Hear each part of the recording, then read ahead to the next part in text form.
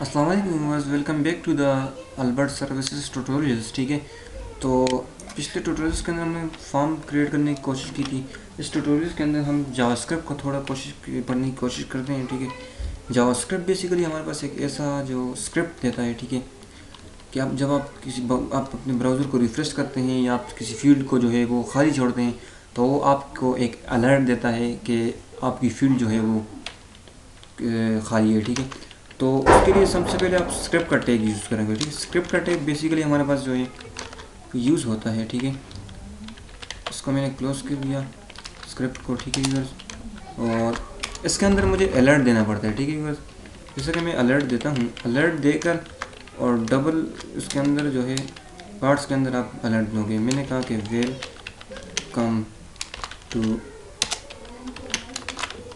Albert page. ठीक है, तो फाइनली मैंने इसे क्लोज किया। ठीक है व्यूअर्स, सेव करते हैं।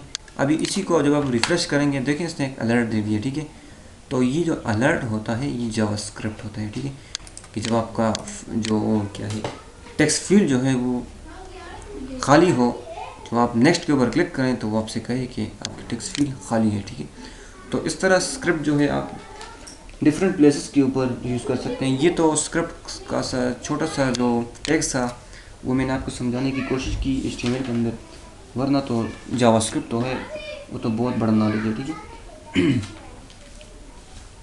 जी व्यूअर्स, तो यहाँ तक था हमारा साथ HTML के ट्यूटोरियल्स का। ठीक है, और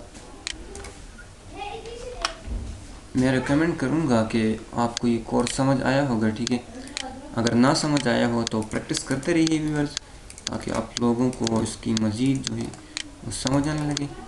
तो ये था हमारा कोर्स। ठीक है, और इसके अंदर कुछ मिसिंग भी होगी। ठीक है व्यूअर्स, तो बहुत सी चीज़ें ही तो बहुत HTML तो बहुत बड़ी लैंग्वेज है। ठीक है, इसके अंदर मैंने सिंपल आपको जो जो ज़्यादा यूज़ होने वाले टैग्स हैं वो मैंने आपको बताने की कोशिश की व्यूअर्स। और इस कोर्स के अंदर हमने बहुत कुछ सीखा, लेकिन जब हम CSS को सीखेंगे व्यूअर्स, तो उसके अंदर हम फिर जो एट्रीब्यूट्स हैं, ठीक है, ये जो एट्रीब्यूट जब हम CSS को यूज़ करेंगे तो इन एट्रीब्यूट्स को डिफ़ाइन करने की हमें ज़रूरत ही नहीं होगी। ठीक है, तो CSS जो है ये बहुत ही ज़बरदस्त चीज़ है।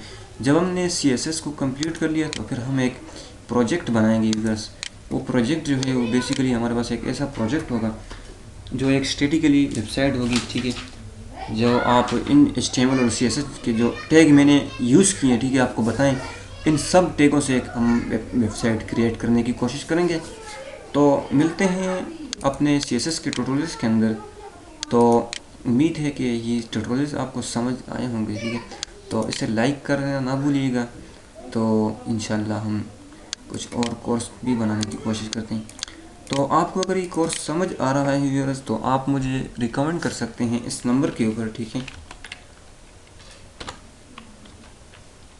इस नंबर के ऊपर आप मुझे कॉल कर सकते हैं या मैसेज कर सकते हैं कि आपको कोर्स जो है वो बनाना है। ठीक है, तो बेसिकली मैंने सिर्फ जो फर्स्ट ऑफ ऑल जो है ये मेरा पहला कोर्स है। ठीक है, जो कि मैंने HTML के लिए बनाए हैं। ठीक है, और अगर आप चाहते हैं कि मैं एक और कोर्सेज बनाऊँ, आपको समझ आने लगे, ठीक है, जो जिसके अंदर आपकी जो बहुत बड़ी लैंग्वेज है PHP है। ठीक है, MySQL है और MySQL है। ठीक है, और इसके अलावा जो है वो जावास्क्रिप्ट भी अलग है। ठीक है, जावास्क्रिप्ट भी है। ठीक है, और फिर jQuery भी है।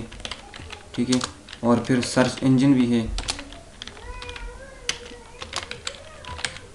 कि सर्च इंजन कैसे क्रिएट करते हैं, जैसे गूगल जो है वो कैसे कितना बड़ा सर्च इंजन है। ठीक है, और इसके अलावा कुछ और भी कोर्सेज हैं। ठीक है, जो मैंने ट्यूटोरियल्स बनाए नहीं है, लेकिन अगर आप चाहते हैं तो मैं आपके लिए बना लूँगा। ठीक है, और इसके अलावा जो है वो क्या चीज़ है, वर्ड प्रेस है। ठीक है, और जो है बूट स्ट्रैप का भी एक कोर्स है, बूट स्ट्रैप का एक कोर्स है। ठीक है, तो ये बेसिकली बहुत से कोर्सेज हैं। ठीक है, ये वेब डेवलपर के लिए। ठीक है, तो आपको समझ आया होगा व्यूअर्स, ये वेब डेवलपर के कोर्स हैं। ठीक है, तो ये हमारा था, ये सिंपल सा कोर्स था। ठीक है, इसके अंदर सिंपल हमने वो चीज़ें पढ़ने की कोशिश की। तो मिलते हैं हम CSS के उस ट्यूटोरियल्स के अंदर, और और इसे बेहतर तौर पर समझने की कोशिश करते हैं। तब तक के लिए इजाज़त दीजिए। अल्लाह हाफ़िज़।